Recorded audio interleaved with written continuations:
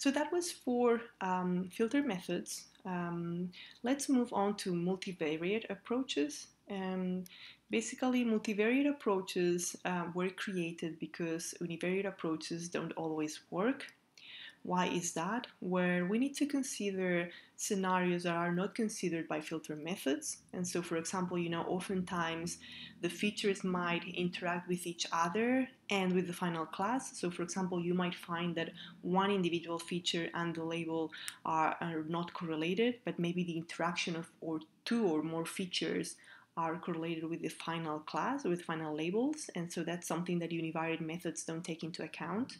But also, and more importantly, oftentimes the selection of the features might depend on the type of machine learning method that we are using. And so it's always good to incorporate that decision of selecting a subset of features, incorporate that together with the machine learning model that we are going to use. There are three different types of multivariate feature selection methods that we'll be looking into: wrapper, embedded, and hybrid. Let's start with wrapper methods.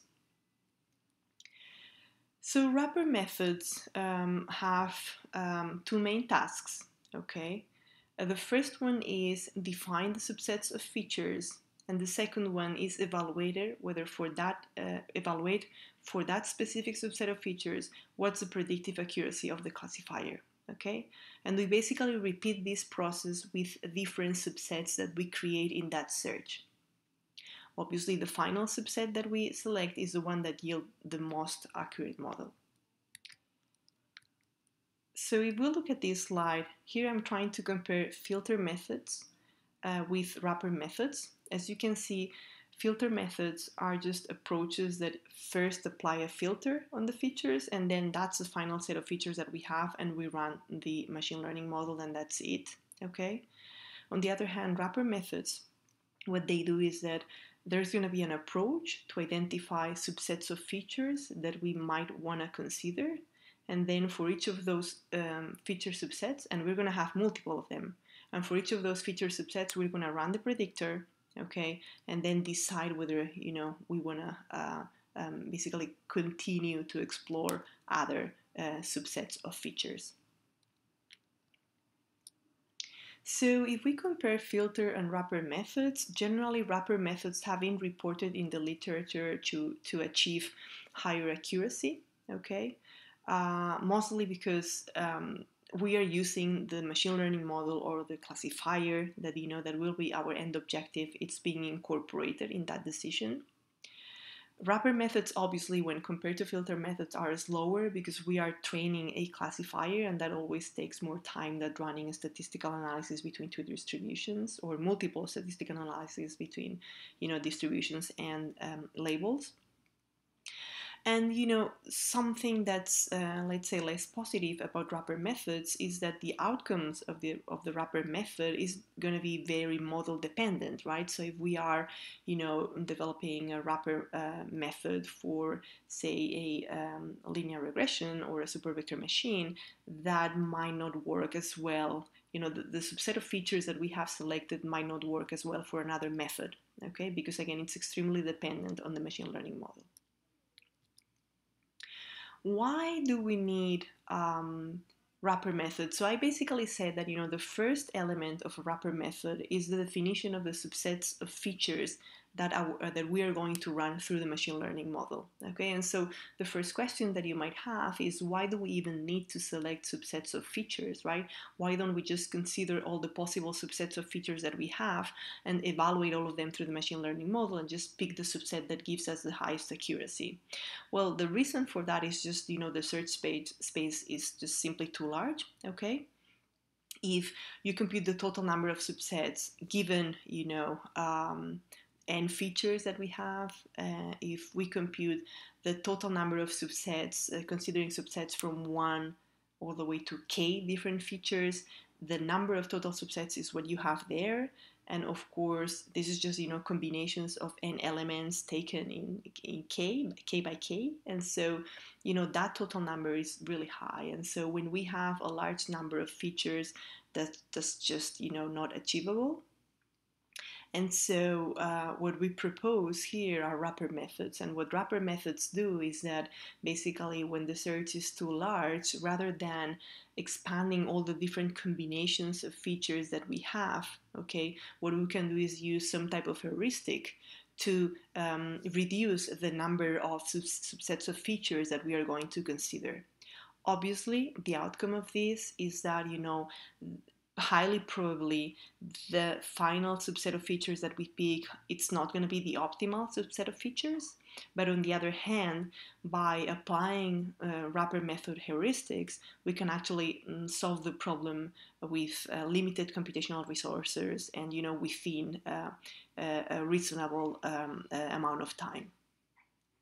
Okay, and so, hopefully I've convinced you that, complete search is not doable. And so in order to suboptimally select the subsets of features that we want to explore, that we want to run through the machine learning model, I'm going to cover two different types of wrapper methods.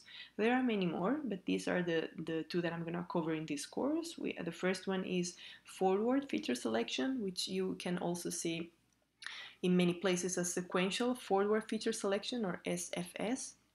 And then the second one will be backward feature elimination, okay, which you will also see as sequential backward feature elimination, or SBS, okay.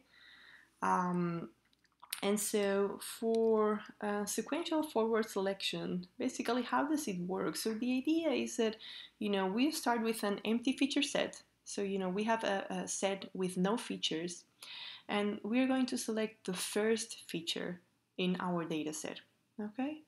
And so the first feature is selected using some type of objective function. That objective function can be as simple as, what's the correlation between that feature and the labels, right? And so, the feature that's the highest correlated is the one that we're going to start with. And that's the first subset of features that we have, in our evaluation, or the first subset of features that we will run through the machine learning model. Once we have that feature selected, then basically with all the remaining features, we select the one that makes the pair as the best pair among all the possible pairs that we can build with the remaining features, right? And again, the best pair is selected as the pair that has the best score in the objective function, which again could be, some combination of the two features. How are they correlated with respect to the final labels? And we basically continue this process. So, once we have the pair, then with all the remaining features, we select a third feature that will form a triplet. And, from all the potential triplets that we have, we select the one that's the best one with respect to a certain objective function. And so we keep building these subsets of, size 1, 2, 3, and 4 until we basically reach a predefined number of features that we want to select, right? And so basically in the process, that predefined number could be from 1 to all the features that we have, but that predefined number could also be a smaller number if we want to, limit the number of subsets that we are exploring.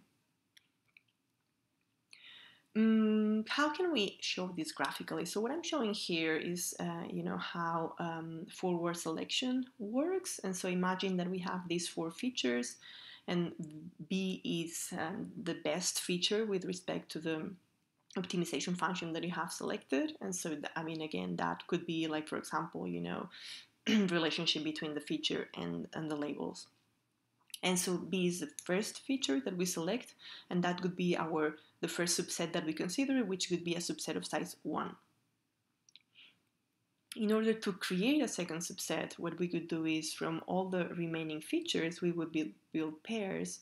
And so we would evaluate what's the best pair. And the best pair, among the 3 that we have could be BC. And we continue this process with triplets, until, n tuples, depending on the maximum number of features that we want to use. And so what SFS does, this forward selection, it's basically identifying subsets of size 1 till k, and k is again a number that we can define, but it's selecting for each subset size, it's selecting what we call the best combination of features. So once we have identified the best, subsets, of features from 1 to k, what we do is that for each of those subsets, we run them through the machine learning model that we are working with, okay? And then we select the machine learning model with the highest accuracy, and as a result, the subset of selected features is the one that corresponds to that machine learning model with the highest accuracy. Okay, and so by looking at how each of the subsets that we have identified perform with respect to the machine learning model, we can identify what's the subset of feature selections that we want to work with. So to show an example, this is basically a classification problem where we are classifying satellite images and we have 28 different features. We want to identify what's a subset of features that will give us the highest accuracy, and it could be anywhere from 1 to 28. On the x-axis, we are showing the accuracy, and on the y-axis, we are showing the different n tuples that the model is considering, that the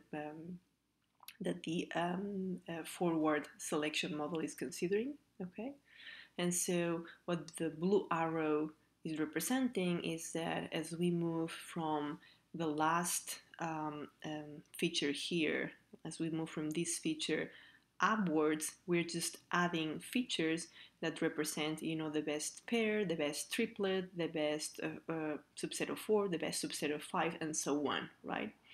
And so what we are representing here in this graph is what's the accuracy for the classifier, given that we are using only the best feature, or that we are using the best pair, or that we are using the best triplet, or the best for features, and so on, right? And so what you can see here is that approximately the highest accuracy obtained, which is at around 72%, it's with this number of features, 2, 4, 6, 8, 10, 12, with 13 features. So basically the first 13, or the set of best 13 features, is the one that is giving us the highest accuracy. And you can observe how if we keep adding features and making those subsets larger, basically the accuracy doesn't improve.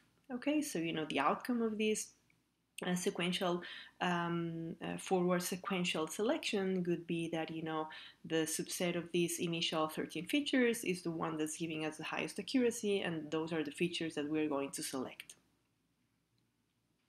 The second wrapper method that we're going to see is sequential backward selection, or SBS. In this case, the approach is the opposite. So we're going to start with the full feature set, okay, with all n features. And what we are going to do, the first step, is that from all the set of n features, we are going to delete or remove from consideration one feature at a time. Okay? By deleting one feature at a time, we are creating all the possible subsets with n minus 1 features, right? And then what we do is that we compute the objective function for each of those subsets with n minus 1 features, and the subset that has the worst score is discarded. We continue this process, okay? So next, with that subset that was discarded, we continue deleting one feature at a time. So we create, the different subsets with n minus 2 features. We compute the objective function for those subsets with n minus 2 features, and we remove from consideration the one that has the worst value for the objective function. And so like this, we keep creating different subsets of sizes n minus 1 all the way to 1, or all the way to a specific predefined number of features that we want to work with. So we could be willing to evaluate only subsets of features from n to, I don't know, n divided by 2, or all the way from n to 1. Graphically, how would that work? So imagine that we have 4 features, A, B, C, and D, okay? And then we remove one feature at a time. So we create these different 4 combinations of 3 features each, these different subsets of 3 features each. We compute the objective function. Again, the objective function can be something like what's the relationship between these features and the final labels. could be like an average correlation, for example, and then the one with the worst value is the one that we remove. So in this case, the subset ABD won't be considered by this wrapper method. And we continue the process. So given ABD, we remove one feature at a time. We create subsets of two features, and then we compute the objective function, and basically the worst subset of two features in this case is eliminated. And so what you see here in yellow are basically the subsets of features that the wrapper method is not going to consider. In other words, the subset of features that the method is not going to run through the machine learning model. And so, once we have identified these subsets of features that are the worst, what we do is that with the remaining subsets that we have at each stage that are not considered to be the worst, we compute the accuracy or the error for the machine learning model that we are running, okay? And then basically the model that has the highest accuracy is going to determine the number of features and the specific features for that subset. Okay, so remember that in this case, at each stage, we might have more than one subset of features, right? And so we're going to compute the accuracy for each of those subsets and select the one with the highest accuracy. And that's the subset of features that's going to come out of the feature selection method. And as you can imagine, this is much more computationally expensive because, again, in the backward selection, we're just removing the worst. So the number of remaining subsets is much larger than when we compare it with the forward selection, because the forward selection is just selecting the best subsets at each level.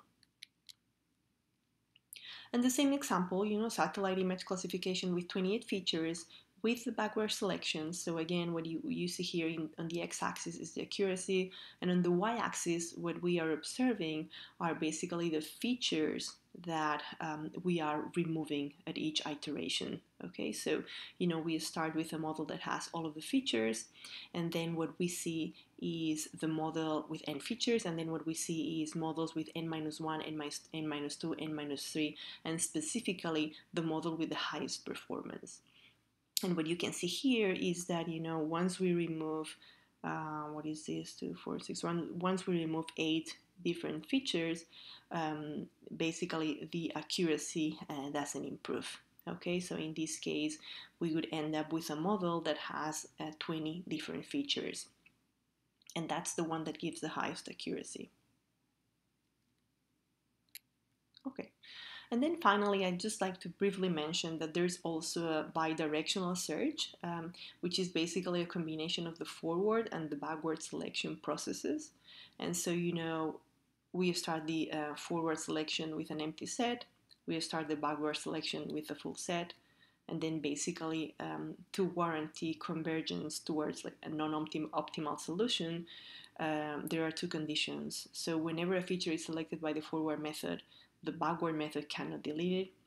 Whenever a feature is removed by the backward method, the forward method cannot add it. So forward and backward selections have limitations, okay? And so if you follow the description for the forward selection method, basically what you see is that the moment we have added one feature as being a good feature or a good feature for a given subset, that feature cannot be removed. Okay, and so although one feature might be good for a specific subset, if we keep growing that subset, maybe at some stage that feature won't be relevant anymore. Okay, and that's something that the forward model cannot cope with. In a similar flavor, the backward methods is basically enabled to reevaluate whether features that have been discarded could be useful, right?